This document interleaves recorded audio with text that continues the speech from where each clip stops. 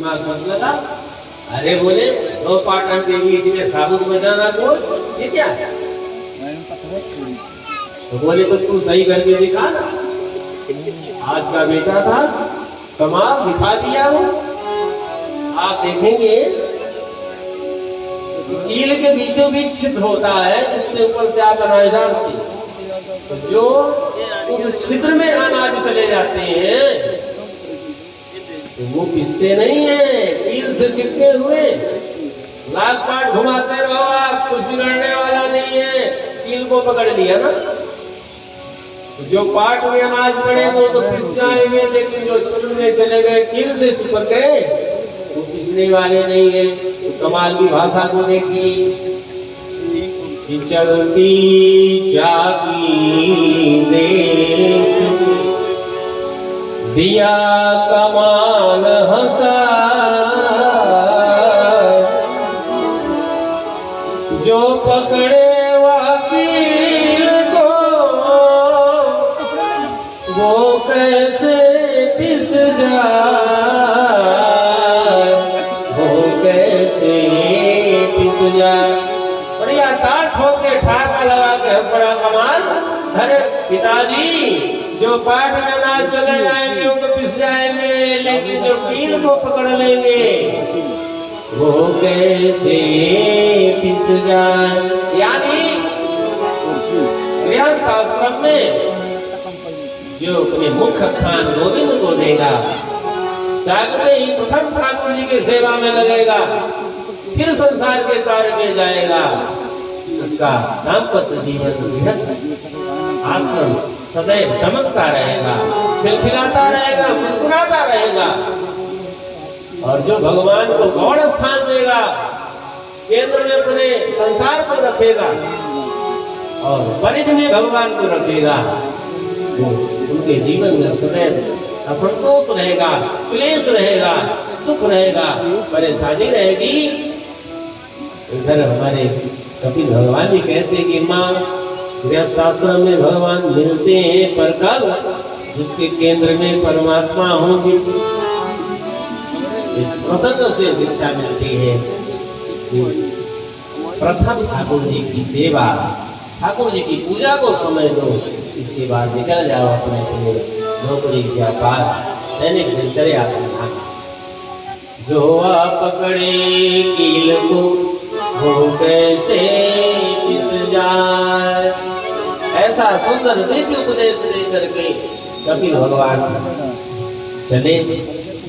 माँ के सामने से ऐसा दिव्य ज्ञानी बेटा जा रहा है, आँख से आंसू आ गए और गंगा सागर ने उन्हें स्थान दिया। आज भी लोग गंगा सागर जाते हैं कपिल भगवान का दर्शन करने। बोल कपिल भगवान की और भगवान का दिव्य ध्यान चिंतन करते हुए और ध्यान में ऐसी डूबी माया देवभूति, शरीर पूरा शरीर ही उनका जल रूप में परिणित हो गया, सरस्वती के जल में विलीन हो गया। ये देवभूति शरीर सरस्वती के जल में विलीन हो गया। बोल देवभूति मैया की। सबसे छोटी बेटी का नाम है प्रसूति, जिनका विवाह भगवान प्रजापति दक्ष के यहाँ हुआ।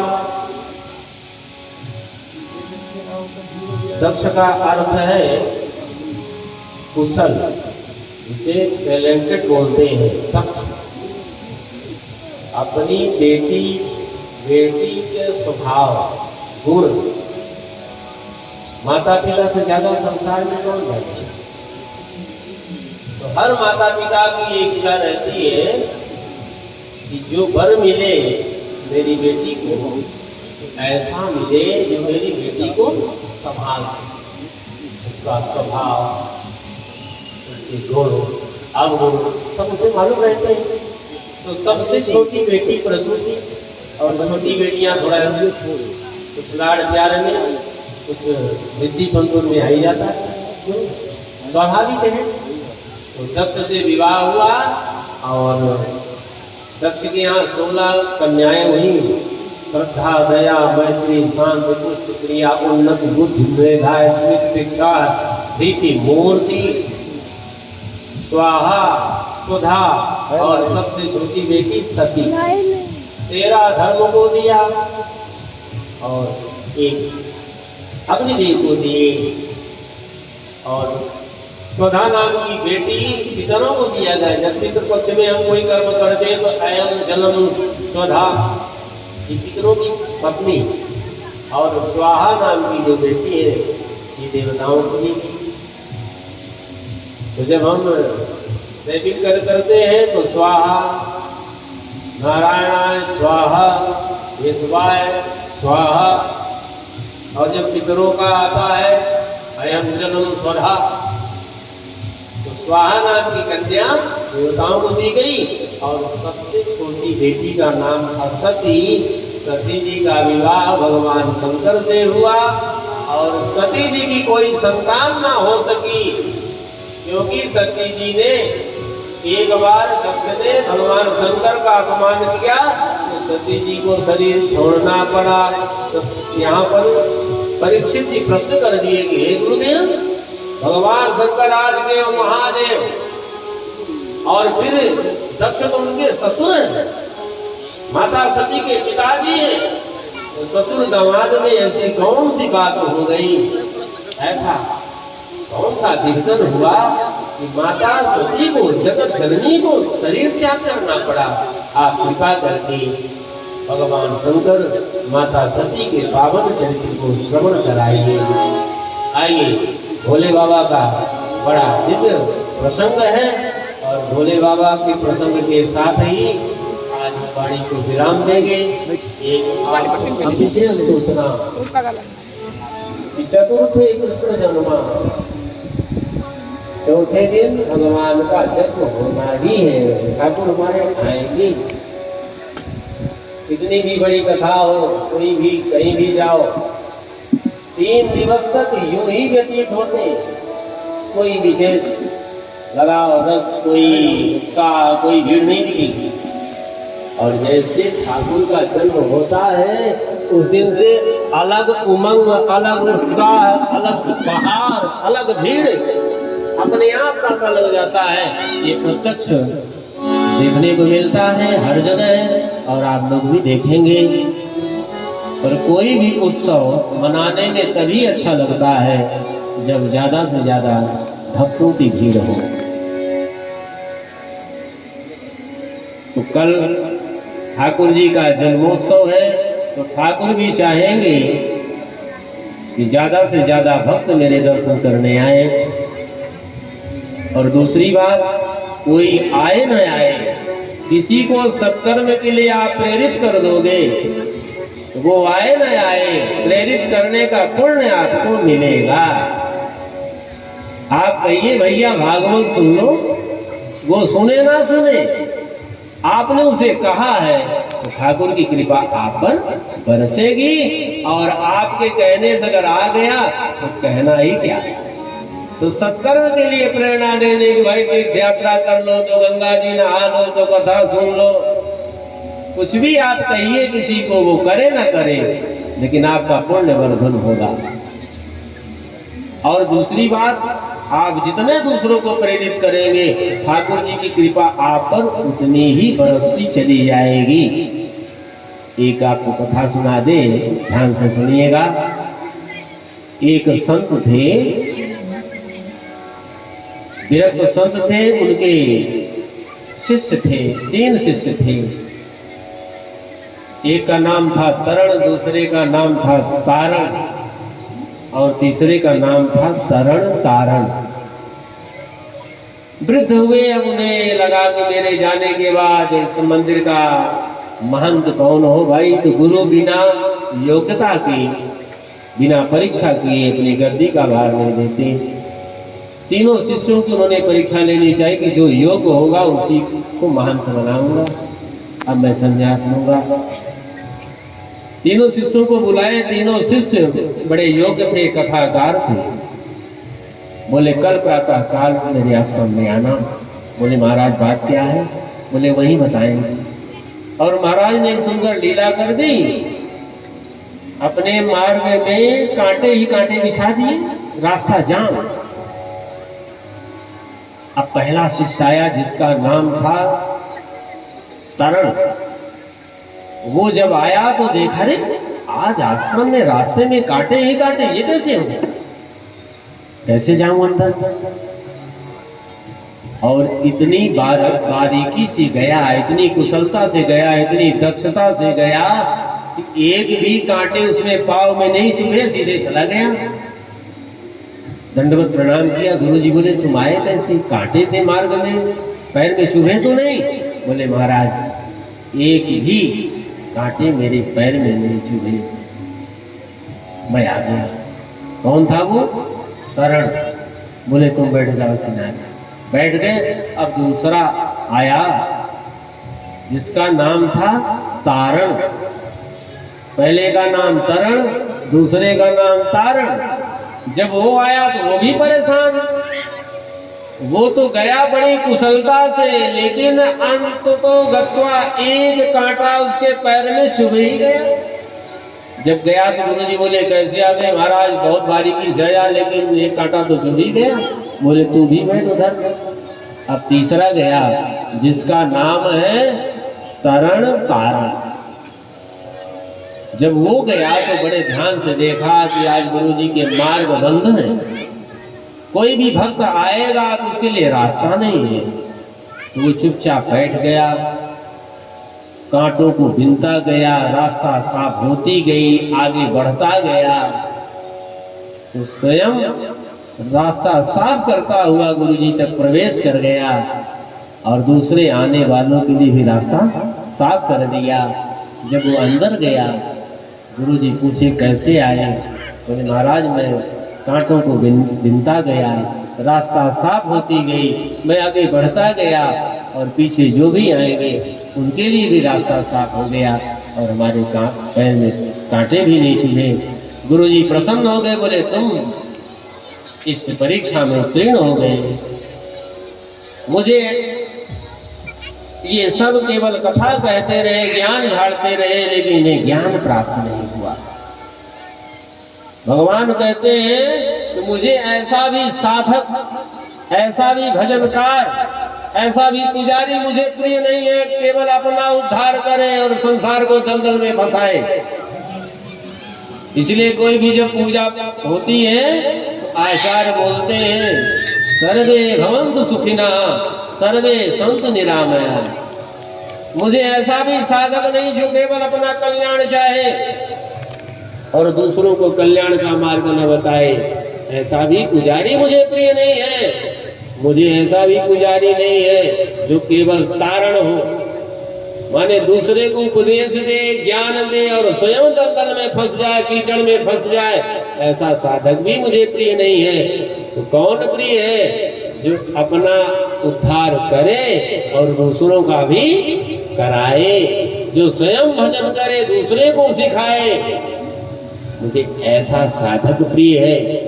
तो कहने का भाव, आप अगर किसी को प्रेरित करके यहाँ लाएंगे, आप पर ठाकुर की कृपा होगी तो कल बढ़िया सुंदर ये मंडप गुब्बारों से सजाया जाएगा। हमारे विवेक भैया, हमारे दुबे जी, मुन्नू भैया, समस्त इस कॉलोनी के जितने भी सहयोगी कार्यकर्ता, माताएं, बहनें, आप सबकी कथा है, किसी व्यक्ति की नहीं है। तो यहाँ बढ़िया मंडप को सजाएंगे। और उत्सव में होता क्या है? बढ़िया मंगल गीत, बधाइयाँ और नृत्य। तो कहते हैं जब संसार में कोई शिशु का जब जन्म होता है तो रात भर नाच के ठुमका लगा के गुजार देते हैं। तो कल तो हमारे परमात्मा आ रहे हैं, गोविंद आ रहे हैं। तो कल आप सबको यहाँ पर ऐसा दृश्य बनाना है कि ऐसा लगे यही वृंदावन है, मथुरा है, काशी है, ठाकुर हमारे बीच में है। बढ़िया सुंदर जो लुटाई भी होगी और जिससे जो बनेगा लूटेगा। तो कोई टाफी है, तो बिस्किट है, तो लड्डू है, जो भी भाव, भगवान भावना के प्रधान है, भाव प्रधान है। भाव है तो भूख लगेगी, नहीं है भाव उनको भूख लगती ही नहीं है, क्योंकि भगवान का स्वरूप कैसा है, बिनु पग चलई नहीं बिनु कान, बिना पैर के चलता है, बिना कान के सुनता है, बिना जीवा के स्वाद लेता है। तो कल जन्मोत्सव यहाँ मनाया जाएगा। आप सब अपने इष्ट मित्रों को, सखी सहेलियों को, सबको प्रेरित करके उत्सव में जरूर लाना। बोल भागवत महापुराण की जय जय श्री राम। तो अच्युतम, आइए 2 मिनट संकीर्तन ऐसी बात। भोले बाबा का चरित्र बड़ा दिव्य है, सार देते हुए हम वाणी को विराम देंगे। अच्युतम केशवम, अच्युतम केशवम कृष्ण